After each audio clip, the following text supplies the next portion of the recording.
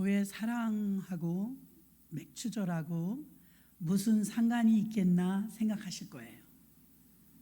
맥주감사절은 보리맥이니까 농사 추수했다는 이야기 아닌가? 이렇게 생각하고 그 말은 맞아요. 구약에서 맥주감사절은 말 그대로 보리 추수한 걸 상반기 여름 농사 다 마무리하고 추수하니까 감사절기를 드렸던 게 맥주감사절입니다. 이스라엘 백성에게는요 명절이 많아요. 우리는 추석날을 뭐라고 말합니까? 한가위라고도 해요. 보름이라고, 대보름 아니 보름 맞죠? 8월 15일 그리고 추석, 한가위 또 뭐 있나요? 설날도 보면 설날, 구정 이렇게 이름이 몇 가지씩 되는데 우리나라만 그런 게 아니라 그 나라도 그렇더라고요. 유월절, 무교절, 칠칠절, 맥추절, 오순절이 같아요. 또 장막절, 초막절이 같아요.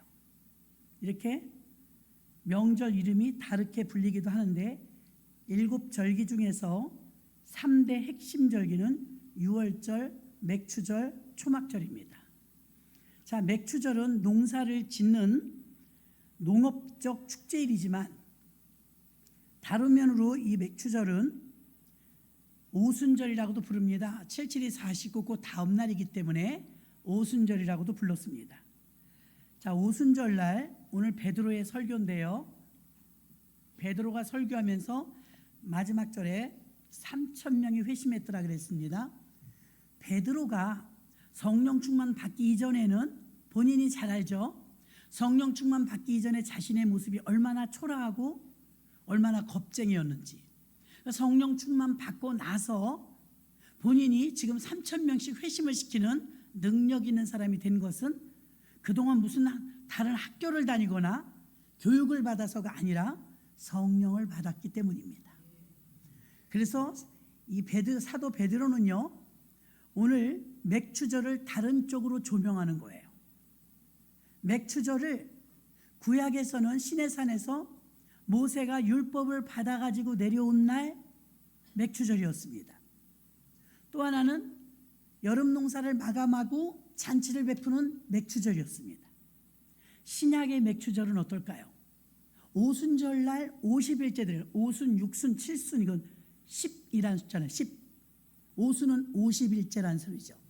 그럼 50이라는 숫자인데 오순절날 이 사도행전 2장 1절부터 4절까지 본 오순절날이 이미 이름에 오순절날을 명절인데 성령 충만 받은 날이 오순절날입니다. 잘 아시죠? 그러면 열흘 동안 예수님께서 부활하고 승천하실 때까지 40일 동안을 517명에게 부활하신 걸 보이시고 한두 명이래야 가짜로 부활했다고 그러죠. 517명이 목격을 했습니다.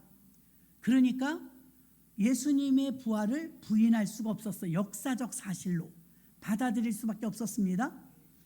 그래서 예수님이 부활하시고 나서 마지막으로 이제 말씀을 선포하고 다니신 기간이 40일이에요. 여러분이 만약에 시한부 인생으로 40일 내 인생이 남았다. 그럼 허송세월 하겠습니까? 핵심적인 것으로 살지 않겠습니까? 준비하고 그래서 예수님께서도요 하나님 나라 천국 복음과 성령에 관해서만 40일 동안 집중적으로 만나는 사람마다 가르쳐 줬던 겁니다. 그렇게 약속을 해서 마가다락방에서 성령을 받는데 너희는 몇 날이 못 되어 성령을 받으리라. 그러니까 하나님은 계획이 있으시니까 열흘 있으면 성령이 오신다 그러면 얼마나 좋아요. 그러면 첫날 참석하고 9일째 올 텐데 사람들이 몇 날이라 그러니까 며칠인지 몰랐던 거예요. 그래서 예수님이 올라가시고 나서 이제 공허하잖아요. 주님도 떠났고. 그리고 이제 예루살렘 교회 모인 거죠. 마가의 다락방에 모여서 그땐 성전 시대였습니다. 기도를 하는데 언제 성령이 오실지 모르겠는 거예요. 하루 종일 기도해도 안 오시는 거예요. 이틀이 돼도 3일이 돼도 나흘이 돼도 5일이 돼도 6일이 돼도 사람이 슬슬 빠져나가기 시작했어요. 처음에는 500명 정도 모였는데 나중에 우리가 잘 아는 것처럼 120명 남았어요. 이미 열흘이 지났죠. 그 마지막 열흘째 되는 날 사도행전 2장 보면 아주 긴박한 상황이 펼쳐집니다. 하늘로부터 세상에서부터 온 것이 아닙니다. 하늘로부터 급하고 강한 바람 같은 소리가 저희 앉은 온 집에 가득하며 불의 혀같이 갈라지는 것이 각 사람 위에 임하여 있다니 저희가 다 성령의 충만함을 받고 성령의 말하게 하심을 따라 다른 방언으로 말하기를 시작하니라. 이게 1절부터 4절까지 내용이고 성령이 임했다 이 말입니다. 한두 명이 아니고 120명 전체에게 한 명도 빠지지 않고 성령 충만이 임했는데 오늘날 부흥회 같은 거 할 때 성령 충만 받으면 막 진동도 일어나고 손을 들고 기도하고 부들부들 떨기도 하고 그런 분들 계시죠? 자, 이런 현상이 120명에게 동시다발적으로 일어났다고 한번 생각해 보십시오. 굉장히 강력하고 뜨거웠을 것입니다. 그냥 황홀함 속에서 감사함과 기쁨과 감격이 공존하면서 하나님의 영이 장악한 그 교회를 한번 생각해 보십시오. 거룩한 무질서, 시끄러운 것 같은데 무언가 질서가 있고 뭔가 정신없는 것 같은데 압도되는 그런 성령 충만한 현장이 되었는 줄로 믿습니다. 이때 제자들과 다른 많은 사람들이 섞여 있어서 120명이 있었거든요. 그런데 120명 전체가 성령 충만을 받고 전부 뛰쳐나가니까 성령 충만 받은 마가의 다락방의 그날이 오순절 날이고 구약의 맥추절이고 신약의 맥추절이며 오순절이고 이 땅의 영적인 추수로 보리만 추수하는 게 아니라 농작물만 거두는 게 아니라 영적인 추수로서 하나님께서 하나님의 사랑하는 백성들에게 한꺼번에 전부 내려주신 영적 추수의 날이었습니다. 그날 성령 충만이 임했는데 성령 충만이 임하자 이 사람들이 뛰쳐나가서 전도하기 시작하고 예수를 증거하기 시작하면서 초대교회가 탄생했고 그날 성령 받으면서 탄생한 게 교회 생일날이 오순절 날입니다. 그러니까 맥추절하고 이 오순절하고 교회 사랑하고 무슨 상관이 있겠는가 생각하지만 밀접한 관계가 있습니다. 왜냐하면 오순절날 성령이 임했고 성령이 임하니까 교회가 탄생했고 교회가 최초의 1세기 때 교회 첫 교회가 세워진 날이니 기쁘지 않겠습니까? 찬덕이가 결혼해서 아기가 이달에 돌이래요. 빠르죠? 그래서 어디 식당에서 예배드리고 밥을 먹으려나 봅니다. 그럼 여러분 그 아이는 아무것도 몰라요. 이제 돌 됐으니까요. 근데 주변에서는 벌써 축하할 준비를 하고 있는 거예요. 식구들은. 아니 그 아이가 고생했겠지만 부모님만큼은 고생을 안 했죠. 근데 그 아이의 첫 생일을 축하해 주려고 식당도 예약했더라 이 말입니다. 여러분 교회가 첫 생일, 교회가 첫 탄생인데 교회가 기쁜 날이 아니에요? 교회를 뜨겁게 사랑하는 날이 아니에요? 그러니까 맥추절 그러면 우리는 농사에 대한 것만 생각을 하는데 농사에서 국한되는 것이 아니라 더 차원이 한 단계 올라가 영적인 추수를 처음으로 거두어서 교회가 탄생하는 그 극적인 날이었기 때문에 교회의 사랑주일과 맥추절은 같습니다.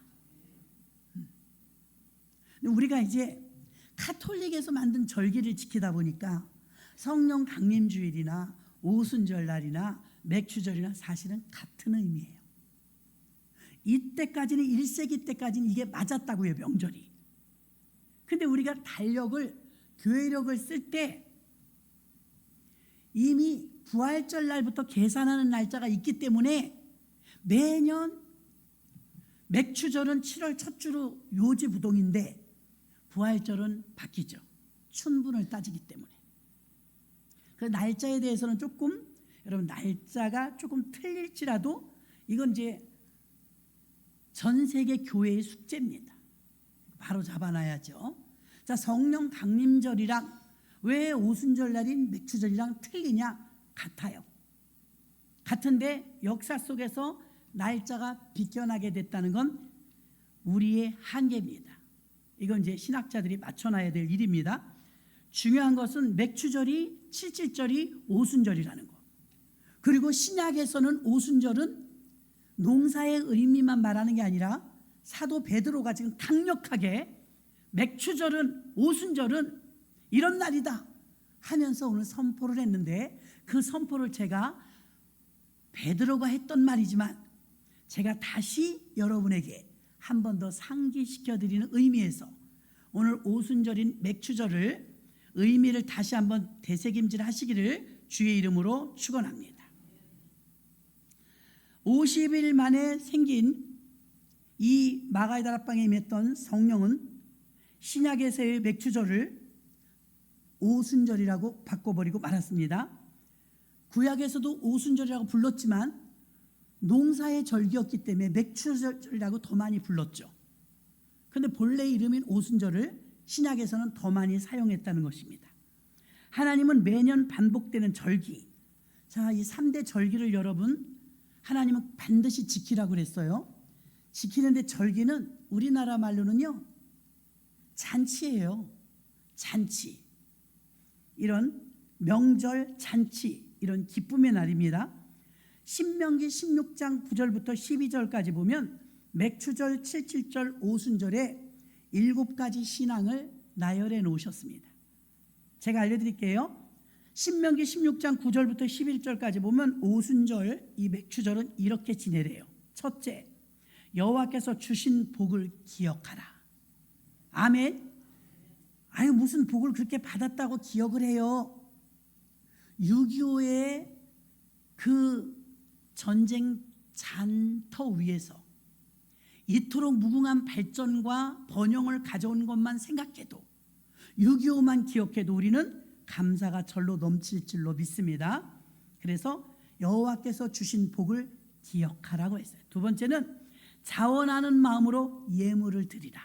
절기 때는 너희가 빈손 들고 나오지 말라고 그랬어요. 그래서 자원하는 예물을 반드시 절기 때 드리라. 셋째는 모든 사람들과 함께 지키라. 가정에서 우리끼리만 이렇게 소박하게 지내는 게 아니라 맥추절은 다 같이 지내라는 거예요. 네 번째는 철저하게 어디서 지내느냐? 가족끼리 오붓하게 아니면 야외에서 장소를 매년 선정해서가 아닙니다. 철저하게 하나님 택하신 성소에서 지내라. 아멘. 다섯 번째, 즐거운 마음으로 드리라. 즐거운 마음으로.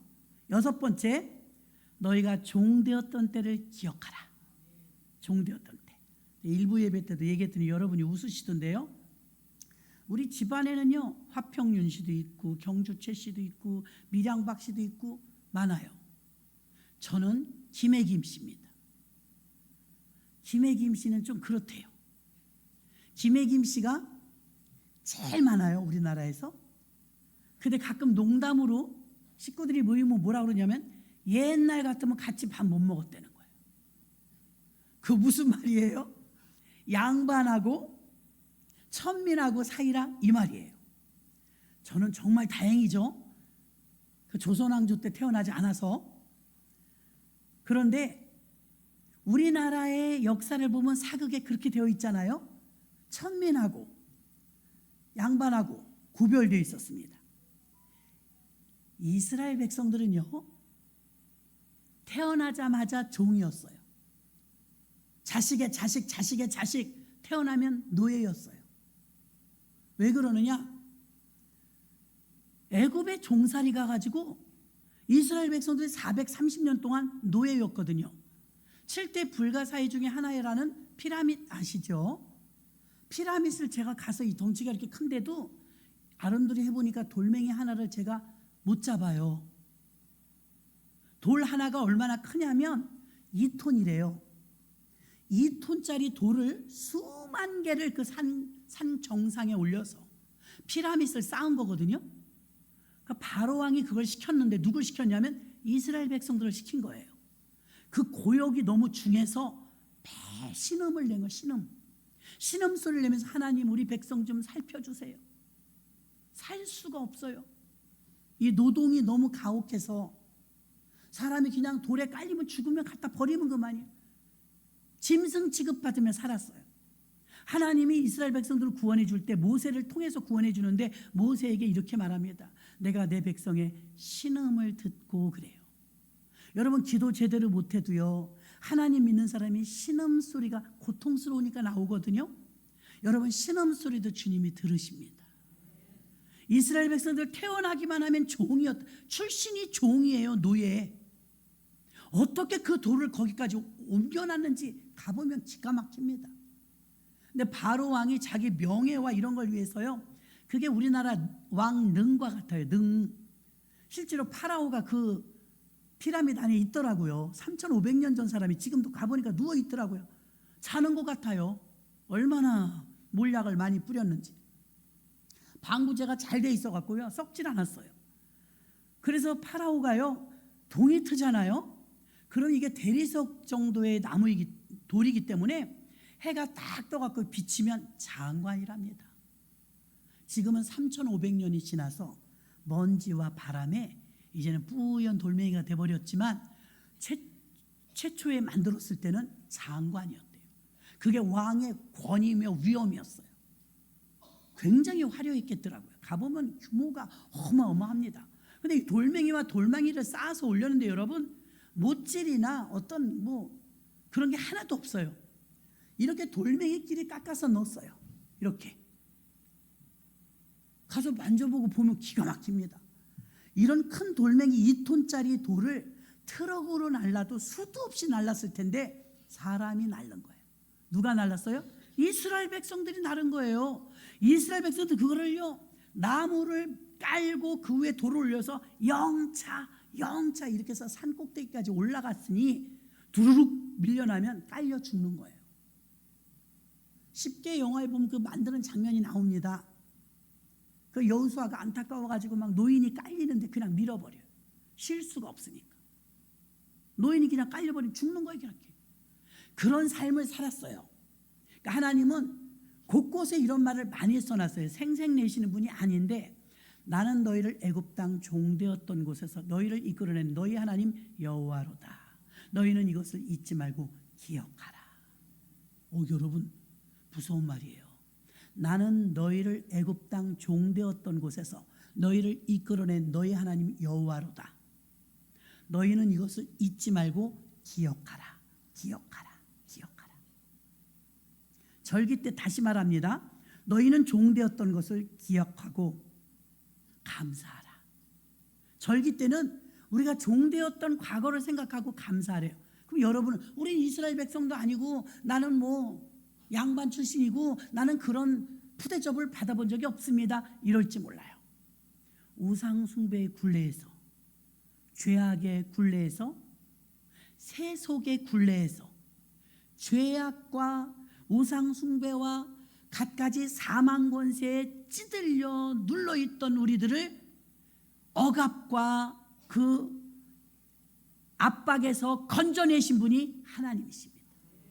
예수의 이름으로 저와 여러분을 건져내시고 빼내셨기 때문에 이것을 기억하라. 그리고 감사하라.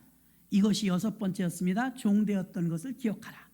마귀의 종, 우상 숭배의 종.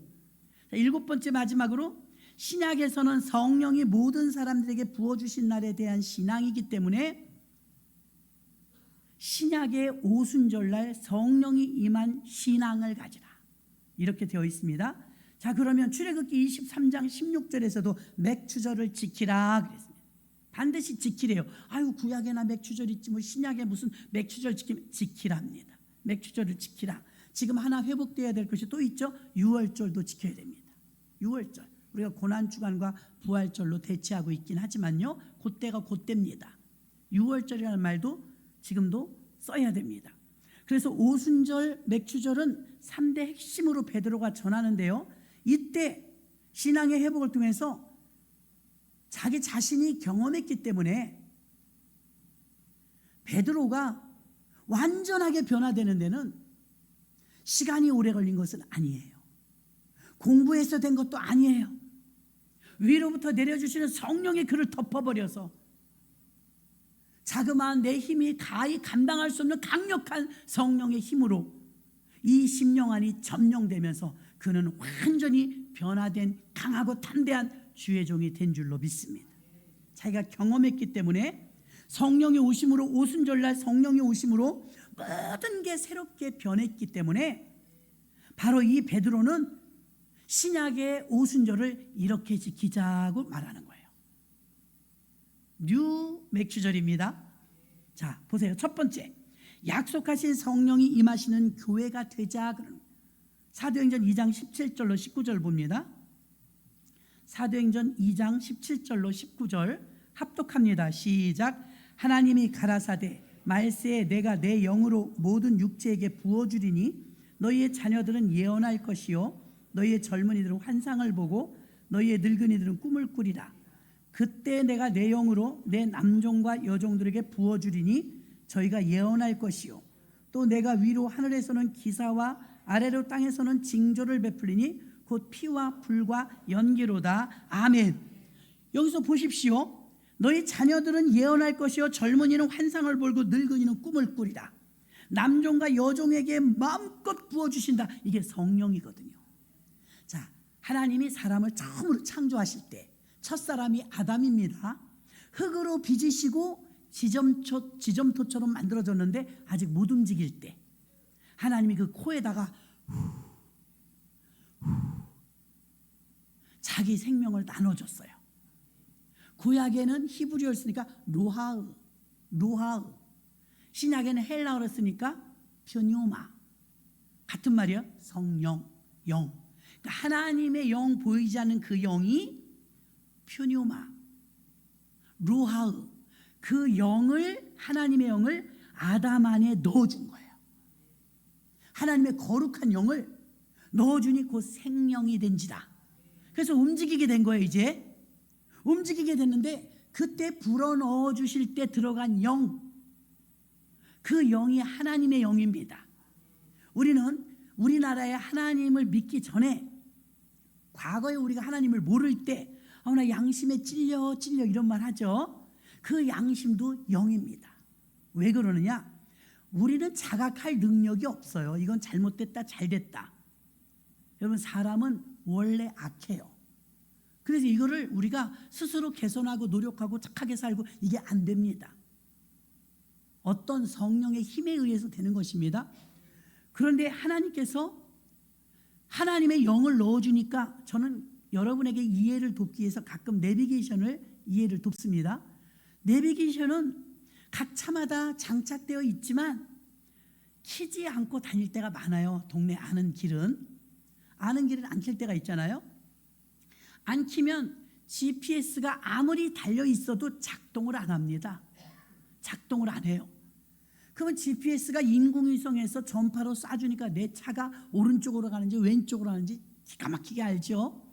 빨리 가면 빨리 간다고 뭐라고 하고 잘못 갔으면 다시 가라 그러고 굉장히 친절합니다. 자, GPS의 전파를 타고 내 차에 있는 내비게이션에 뚜뚜쭈쭈 쏴주는 거죠. 근데 내가 내비게이션을 안 켰어. 안 키면 아무리 GPS가 있어도 안 된다 이겁니다. 이 세상의 모든 사람은 영이 있어요. 근데 교회 안에 있는 여러분은 작동하고 있고 교회 밖에 있는 저분들은 아직도 안 켰어요. 왜? 하나님을 받아들이지 않았으니까. 하나님의 영이 여러분 안에 있는 영과 만나면, 그래서 처음 예수를 믿을 때 눈물이 나요. 감격스러워요. 벅차요. 기쁨이 충만해요. 왜요? 찌들 대로 찌들어서 말라 비틀어진 나의 영혼이, 아담과 하와 때 이미 굳어버린 영혼이, 죽어버린 영혼이 예수 그리스도의 피값으로 내게 다시 조명돼서 내가 믿는다고 고백하는 순간 내 안에 영이 팍 살아난 거예요. 근데 영은 하나님을 기뻐하잖아요. 그러니까 전에는 막 음란하고 방탕하고 뭐 즐기고 이게 너무 좋았어요. 근데 성령 충만이 되게 임하잖아요. 그게 더럽고 싫어요. 그리고 뭐가 좋아요? 기도하고 싶고 찬양하고 싶고 교회 가고 싶고 목사님 만나고 싶고 이런 마음이 들어요. 여러분 경험 있지요? 이것은 하나님의 거룩한 영과 내 속에 있었던 오랜만에 만나는 영이 감격적으로, 예전에 우리 나이 드신 분은 알아요. 문주란 씨의 노래 있잖아. 누가 이 사람을 모르시나요? 이런 거 있었죠. 생방송으로 기네스북에 오른 방송입니다. 이산가족 찾기 KBS.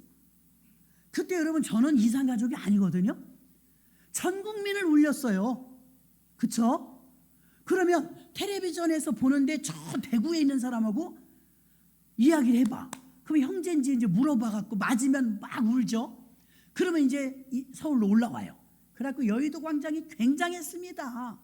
우리 그때 서울 살았는데. 그러면 그때 이제 확인이 돼갖고 스튜디오에서 만나잖아요. 스튜디오에서 만날 때 일단은 만나면 안녕하세요 50년 만입니다 이러지 않더라고.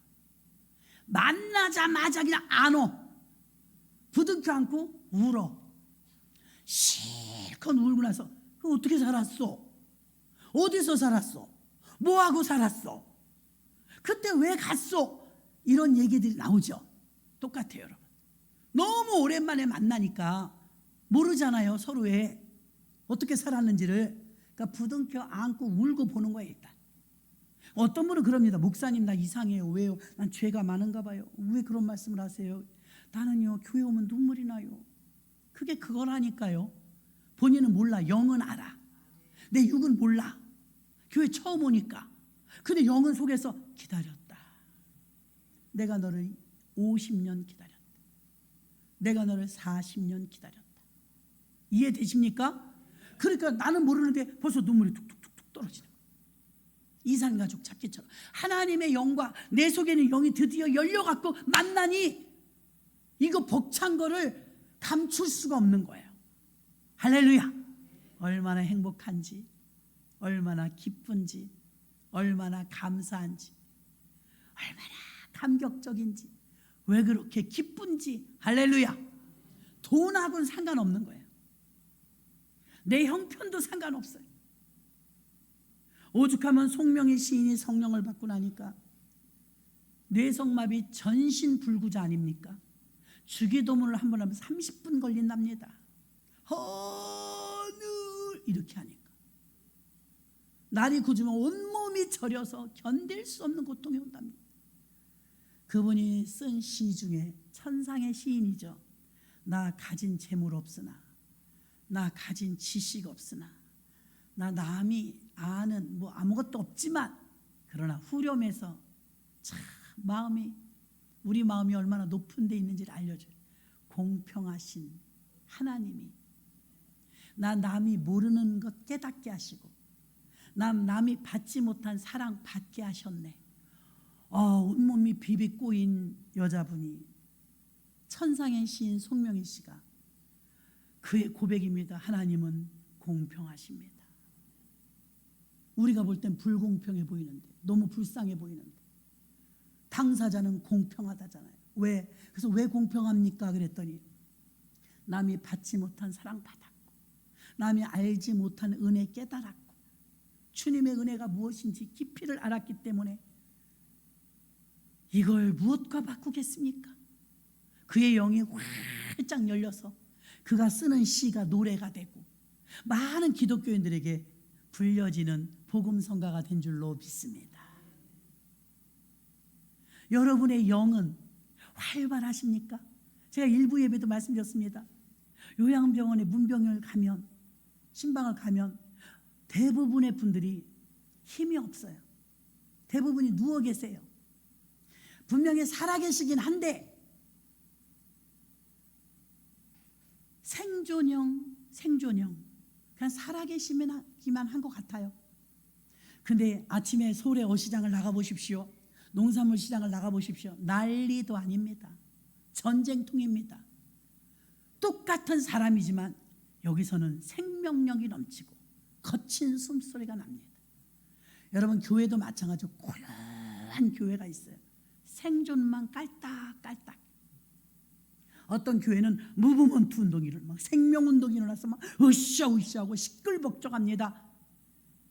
여러분 생명력이 넘치는 베드로가 생존형 신앙이었다면 성령 충만이 그에게 임하니까 무브먼 운동이 일어나는 생명력 있는 자가 되어서 가는 곳곳마다 예수는 그리스도라고 말하며 주저하지 않고 예수가 구세주라고 말하는 주의 종이 된 줄로 믿습니다. 어떻게 이렇게 변할 수 있었을까요? 당신이 경험이니까 말하는, 내가 이렇게 된 것은 오직 성령의 은혜입니다. 그래서 교회는 오순절날 교회를 사랑하고 교회가 탄생한 날이기 때문에 이 날을 더 의미 있게 되시고 농사의 그 맥추절보다 더 가치 있는 영적인 추수를 하는 절기로 지키시기를 바랍니다 하면서, 맥추절은 성령 충만을 받는 날입니다.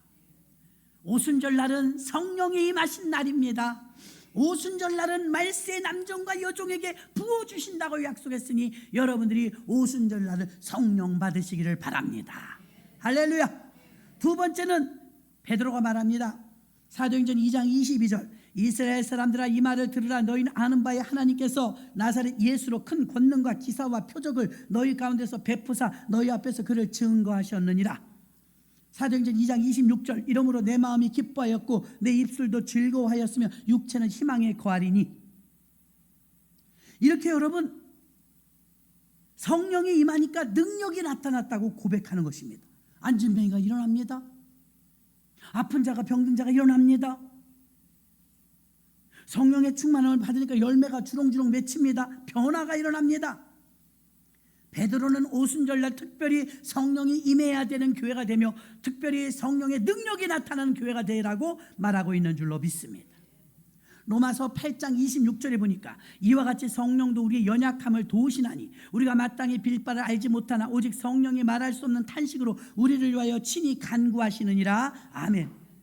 6개월 동안 농사 잘 됐으니까 감사합니다. 감사로만 끝나는 것이 아니라 성령을 전폭적으로 의지하며 성령이 임하시는 날, 성령의 능력을 받는 날, 그 성령으로 열매 맺는 날이 되게 해달라고 기도해야 될 줄로 믿습니다. 마지막 세 번째는 베드로의 오순절입니다. 베드로의 맥추절. 성령을 받기 위해선 회개하는 교회가 되라, 이 말입니다. 저는 농사를 잘 못하는데요, 안 해봤는데 농사 짓는 분들 보니까 씨앗을 잔뜩 뿌려놓으면 열무를 심어도요 와글와글 나와요. 와글와글 나오면 이렇게 좀 솎아주더라고요. 느슨하게. 너무 꽉 찼으니까 영양분을 다 나눠 먹어서 비실비실 큰데요. 그래서 고추도 솎아주고 뭐 대부분 솎아주더라고요. 그래서 솎아주니까 성장이 촉진돼 갖고 빨리 크고 영양분을 많이 받으니까 무럭무럭 커요. 농사 지으신 분들은 잘 아실 거예요. 저는 영적으로 이렇게 생각합니다. 여러분들이 계속 기도를 하는데 응답이 안 되거나 나는 응답이 더디다 생각하시는 분들 좀 솎아주셔야 돼요. 어떻게 솎아주느냐? 회개를 하라, 이 말입니다. 회개. 우리가 너무 아련해요. 나 옛날에 예수 믿을 때 회개했는데 나 가끔 회개해, 이렇게 생각합니다. 진정한 회개의 영이 우리에게 임하잖아요. 마치 소낙비를 맞는 것처럼 얼마나 시원한지 아십니까? 회개하고 나면 청결한 자가 되어서 하나님이 보여요. 마태복음 5장 말씀 아닙니까? 마음에 청결한 자는 복이 있는 자가 하나님을 볼 것이며, 회개하면 깨끗해지니까 다 보이는 거예요. 그래서 여러분, 회개를 깊이 하면 성령의 그 깊이가 깊어져요. 얕았던 신앙이 깊어져요. 찬양하는 사람 같으면 목소리가 맑아져요. 회개는 여러분에게 많은 유익을 주는데, 여러분이 영적으로 막 정신없이 막 산만했던 모든 것들이 회개를 통해서 잔잔해지면서 영적으로 열무 솎아내는 것처럼 솎아지는 역할을 한다고 저는 단연히 믿습니다. 제가 경험하니까 그래요. 그럼 여러분, 성령 충만을 받으면 성령의 힘을 입어서 여러분이 즐겨 회개하셔야 될 줄로 믿습니다. 회개를 통해서 여러분에게 값진 은혜가 더 귀하게 다가옵니다. 은혜가 더욱 임한다는 것입니다. 오늘 본문 38절 봅니다. 베드로가 이르되 너희가 회개하여 각각 예수 그리스도의 이름으로 세례를 받고 죄사함을 받으라. 자, 회개하면 죄사함을 그러면 성령을 선물로 받으리니. 아멘. 마지막 41절에 그 말을 받는 사람들이 침례를 받음에 그날의 신도의 수가 3,000이나 더하더라.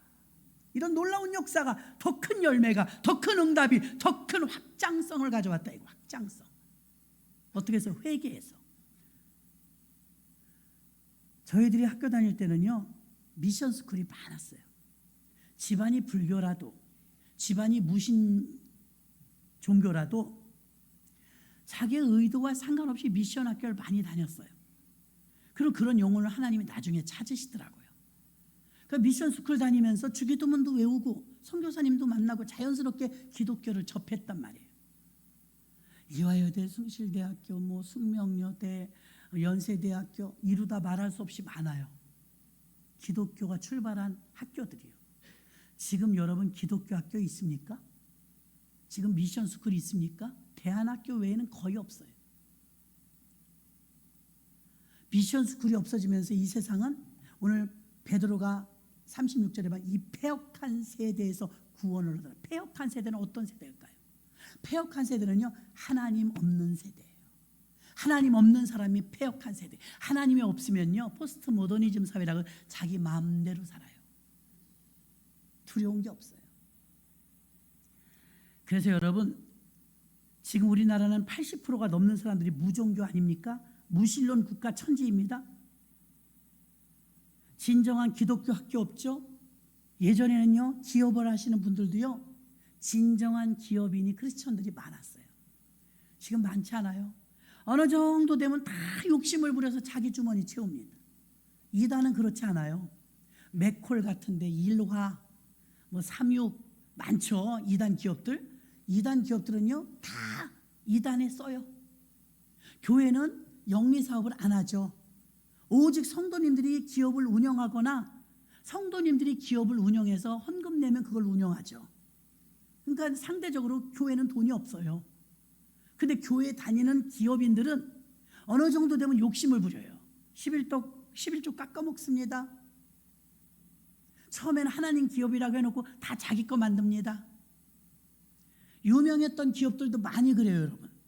그래서 우리 교회 오셨던 김미진 장로님은 뉴질랜드에 있는 세계 1, 2위를 앞두는 비타민 회사 회장 아닙니까? 비타민 회사.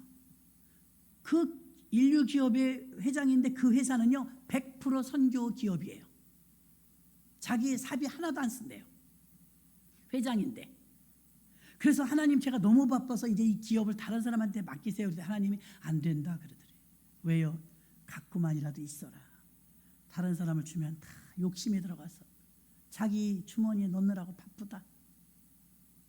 너는 내가 믿을 만하니까, 빼먹지 않으니까. 그래서 아프리카에 처음에는 5천 명이 목표였는데 5천 명이 뭡니까? 50만 명도 더 먹이고 있어요. 지금 비타민C를. 버진 피는 사람들 보고 감동받아서 계속 한국에 오면 돈만 생기면 비타민C를 사서 1,000원이면 샀대. 옛날에는요. 비타민C 사서 보냈더니 며칠만 먹으니까 버짐이 다 없어지더래. 아프리카. 그때 하나님께 서원을 때, 하나님 나 5천 명 비타민 사 먹일 수 있게 힘주세요. 힘주세요. 돈 없을 때 기도했대요. 그랬더니 하나님이 나중에 비타민 회사를 맡기는 거예요. 비타민 회사 회장님이 죽고 갔어요. 자기 나이 많이 들었다고. 잘 맡기면 운영 잘할 것 같다고. 그래서 100% 그 기업에서 나오는 이익금을요, 아프리카 선교합니다. 그렇게 믿을 만한 사람은 정말 기업. 근데 그 기업이 우리나라 기업이 아니고 뉴질랜드예요. 우리나라 기업은 그 멋진 사람이 거의 없다니까요. 옛날에 많았어요. 63빌딩도 그렇고 참 많았습니다. 지금 많지 않아요. 요걸 오히려 먹습니다. 진정한 크리스천 기업 별로 없어요. 미션 학교 없어요. 교회도 잘못된 이념과 사상이 뿌리 깊이 내려와서 이 세상은 정말 패역한 세대가 되어버리고 말았습니다. 회개를 외치는 곳이 없어요. 여러분, 회개해야 새로워지는데 회개를 외치지 않습니다. 세례 요한도 회개하라 천국에 가까우느니라, 예수님도 회개하라 천국에 가까웠느니라, 똑같은 복음을 외쳤습니다. 오늘날 회개하라 말 별로 안 합니다. 여러분, 회개하시기를 바랍니다. 회개하면 맑아져요.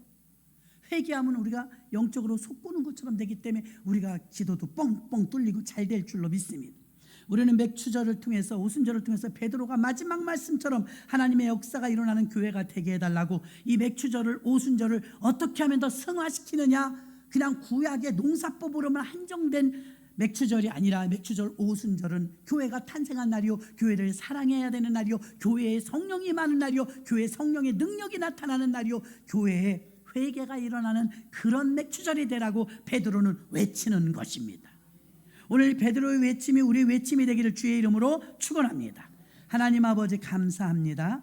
오늘도 우리가 성찬을 뗄 때 회개하는 마음으로 진정과 신령으로 우리가 성찬에 임할 수 있도록 인도하시고, 오늘 베드로가 외쳤던 귀한 말씀이 우리에게 아버지 하나님, 이 맥주절을 농사의 절기로만 그치는 것이 아니라 하나님 영적인 추수의 절기로 지킬 수 있도록 인도해 주옵소서.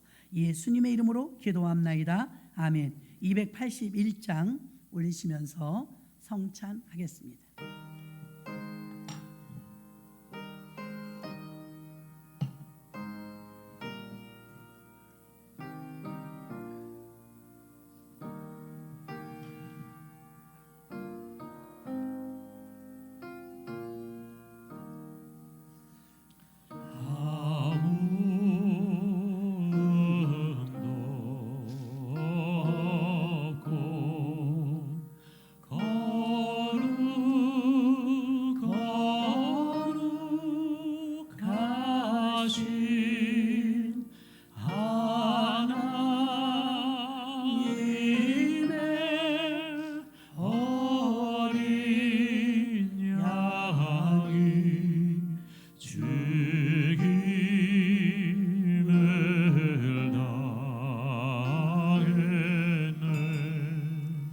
내가 너희에게 전한 것은 주께 받은 것이니 곧 주 예수께서 잡히시던 밤에 떡을 가지사 축사하시고